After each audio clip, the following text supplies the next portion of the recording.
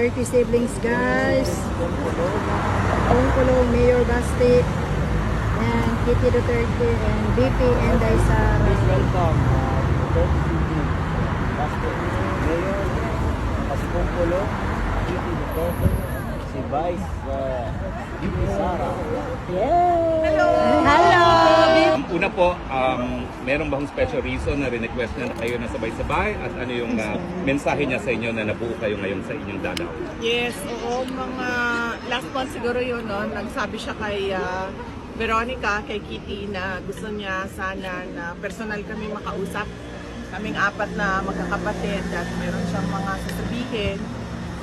So nag-schedule kami ngayon na nandito kaming tatlo during sa shift or sa time kung kailan na bibisita si Kitty. Na sinunod namin yung schedule niya kasi siya yung may pasok sa school. So sumabay kami sa kanya. Tapos ayun, binigyan kami, nagpapasalamat kami sa ICC, sa detention unit dahil pinayagan nila na 4 na adults sabay-sabay na bumisita. Meron kasing limit sila sa pagbisita. But binigyan nila kami ng isang araw na sabay-sabay kami 4 na magbisita kay dating Pangulo Rodrigo Duterte. Ano pong mensahe niya sa inyong apat? Yung share niyo data, hindi naman masyado personal. As a father, yun yung message niya bilang ama, personal na buhay namin at sa politika, no?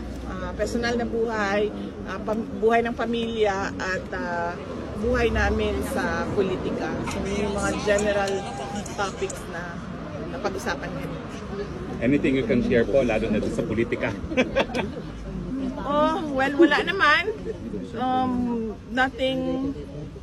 Nothing about the future, no?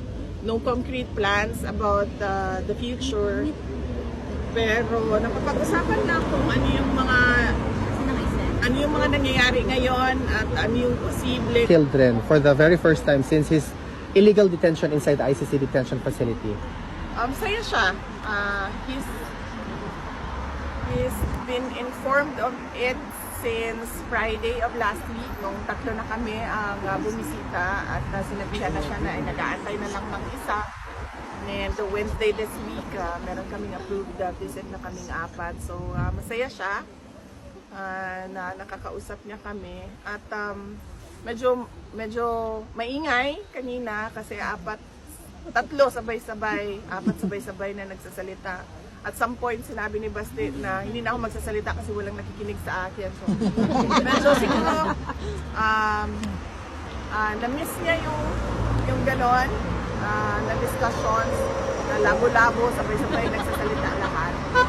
At masaya siya na nakabisita kami ng 4. VP Inday, how's the health situation of your father? Okay naman siya.